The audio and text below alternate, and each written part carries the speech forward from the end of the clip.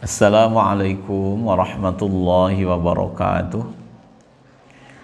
Bismillahirrahmanirrahim. Alhamdulillahi rabbil alamin. Allahumma salli ala sayyidina Muhammadin wa ala alihi wa sahbihi ajma'in. Amma ba'du. Sahabat-sahabat YouTube yang saya hormati, alhamdulillah kita bisa berjumpa lagi. Semoga semuanya dalam ridha Allah, dalam lindungan Allah, dan dalam pertolongan Allah Subhanahu wa ta'ala. Amin ya rabbal alamin. Pada video ke-62 ini, insya Allah saya akan men-share sebuah faidah tentang keagungan dan keistimewaan bulan Ramadan, juga tentang amalan-amalan yang disunnahkan ketika kita sedang berpuasa di bulan Ramadan. Semoga video ini bermanfaat untuk semuanya dan bisa menambah gairah kita untuk meningkatkan ibadah kepada Allah di bulan Ramadan yang mulia ini. Dalam men-share video ini, saya mengambil sumber faidah. Saya mengambil sumber dari beberapa kitab, antara lain dari kitab I'anatul Talibin, Syarah Fathul Mu'in, juz kedua halaman 245. Kitabnya seperti ini. Dan dari kitab Al-Ghunyah di juz kedua yang disusun oleh Ghawthul A'zam As-Sayyid Syekh Abdul Qadir Al-Jailan radhiyallahu anhu, juga mengambil dari kitab hadis yang bernama Dalilul Falihin, Syarah Riyadhus Shalihin, juz keempat halaman 25. Kitabnya seperti ini. Sengaja saya sampaikan sumber kitabnya supaya para sahabat lebih yakin di dalam mengamalkannya. Amin ya rabbal alamin. Sahabat-sahabat YouTube yang saya hormati, tentang keagungan bulan Ramadan dan keistimewaan Ramadan sangat banyak sekali diterangkan dalam ayat-ayat Al-Quran dan hadis-hadis Rasulullah SAW. Tetapi pada video ini saya akan menceritakan sebagian saja, mengingat waktu juga sangat terbatas. Di dalam menerangkan keagungan Ramadan, Ghawthul A'zam Syekh Abdul Qadir Jailani menuliskan dalam kitabnya tentang sebuah ayat Al-Quran, surah Al-Baqarah ayat 185. Allah Subhanahu wa ta'ala berfirman, A'udzu billahi minasy syaithanir rajim. Bismillahirrahmanirrahim. Syahrul Ramadan alladzi unzila fihi al-Qur'an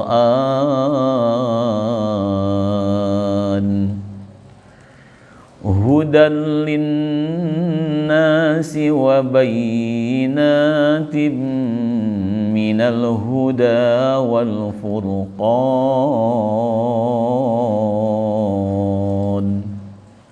Shadaqallahul azim. Dalam ayat ini Allah menerangkan bahwa di bulan Ramadan itu diturunkannya Al-Quranul Karim, mukjizat baginda Nabi Agung Muhammad SAW yang terbesar. Jadi Allah menurunkan pertama kali ayat Al-Quran turun kepada baginda Nabi Muhammad, yaitu pada malam 17 bulan Ramadan. Berarti ini menunjukkan betapa agungnya bulan Ramadan.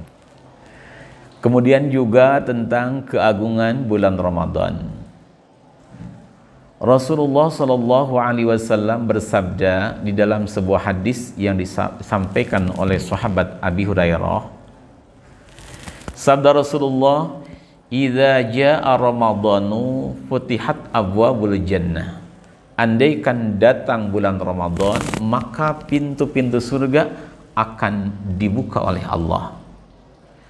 Wa ghulliqat abwabun nirani, dan pintu-pintu neraka akan dikunci, akan ditutup oleh Allah Subhanahu wa taala.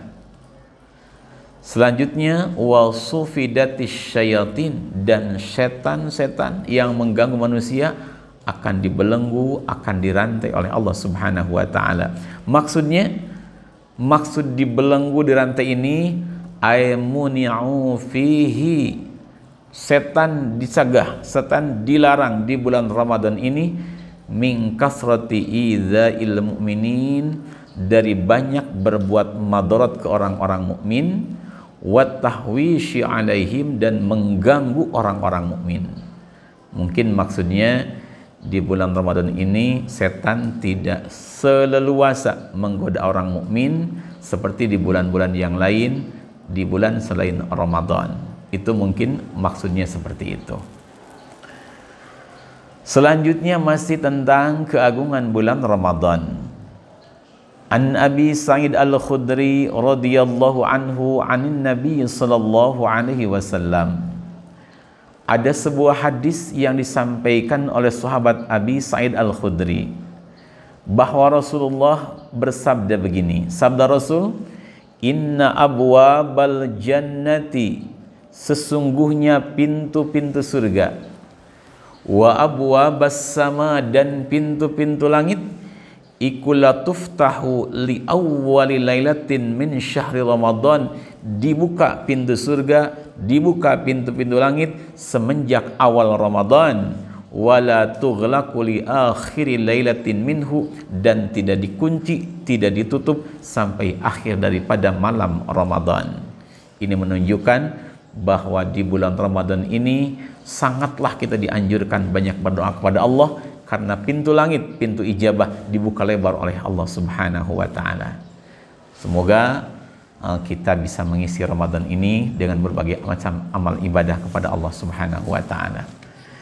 Terangkan di dalam kitab Al-Ghunyah halaman 11 juz kedua bahwasanya Allah Subhanahu wa taala menyuruh malaikat untuk berseru kepada Bani Adam agar malaikat tadi menyeru, hal min sa'ilin fa'utiyahu su'alahu, wahai Bani Adam. Allah berfirman, siapa orang yang punya keinginan, mintalah, maka aku, sabda Allah, firman Allah, akan memberikan permintaan orang tadi. Wahal min taibin, dan adakah orang yang merasa berbuat dosa, punya kesalahan, lalu bertobat, maka aku akan menerima tobat orang tersebut.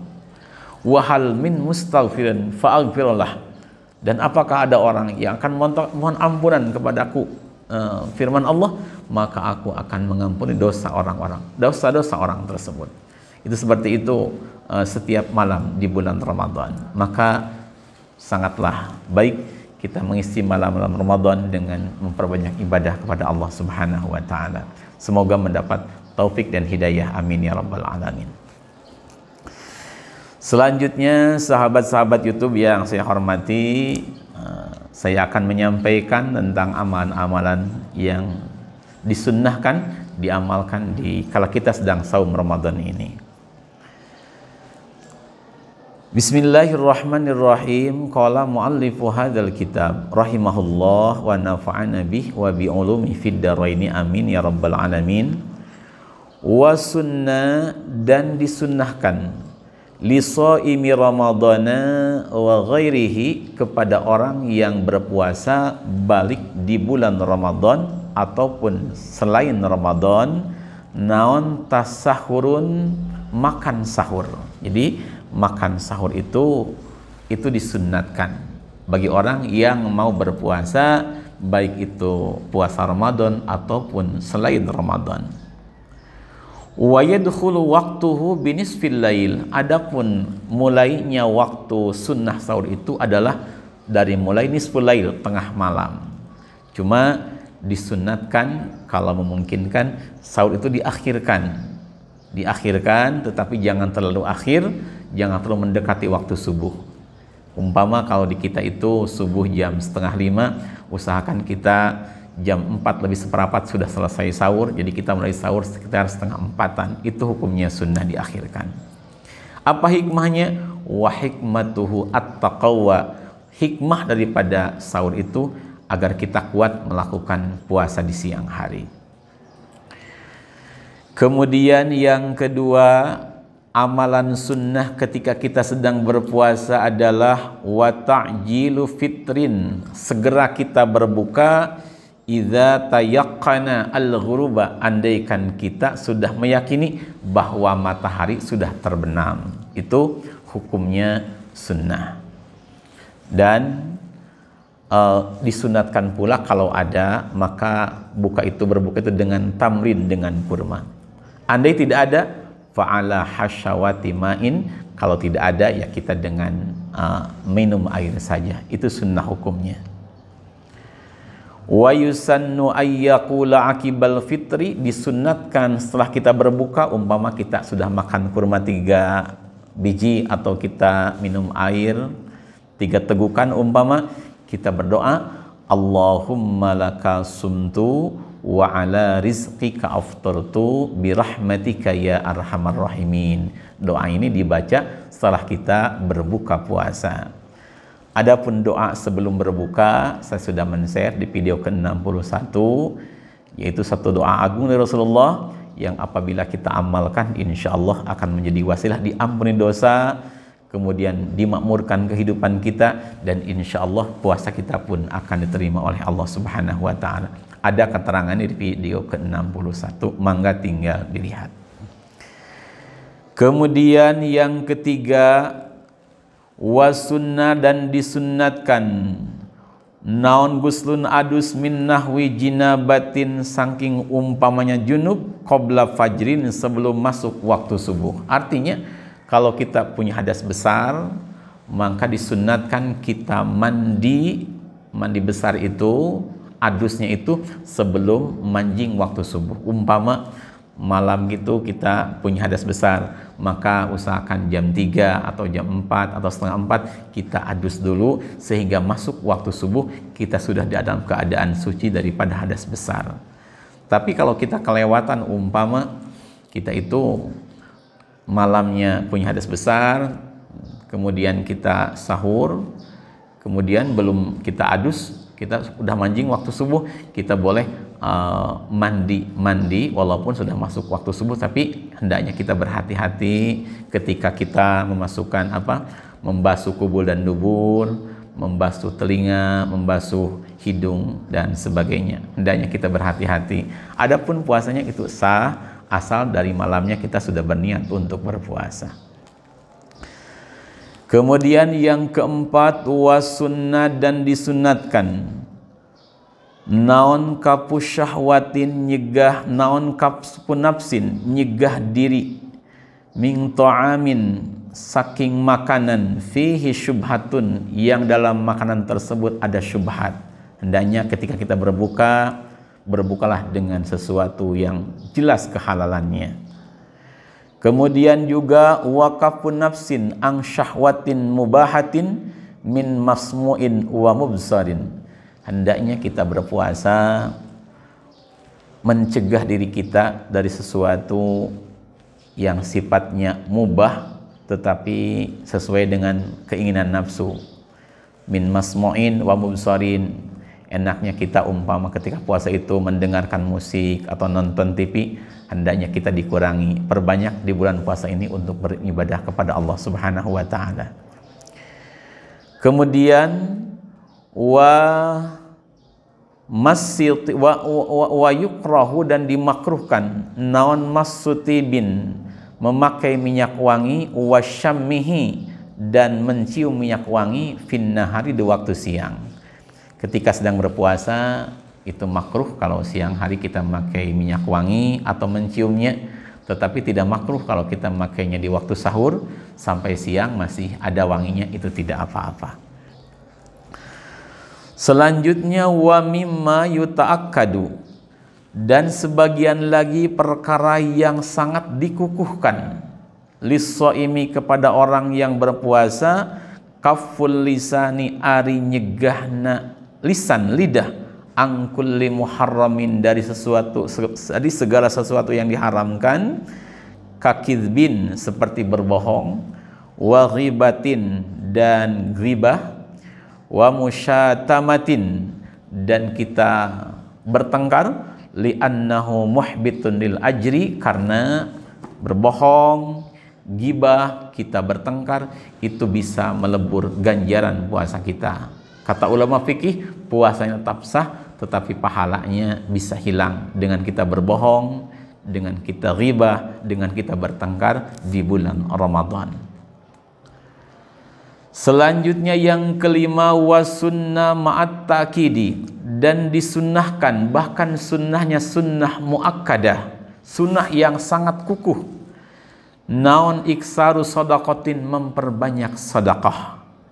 Wa tausi'atin ala iyalin, dan membahagiakan keluarga dengan makanan kalau ada yang enak-enak.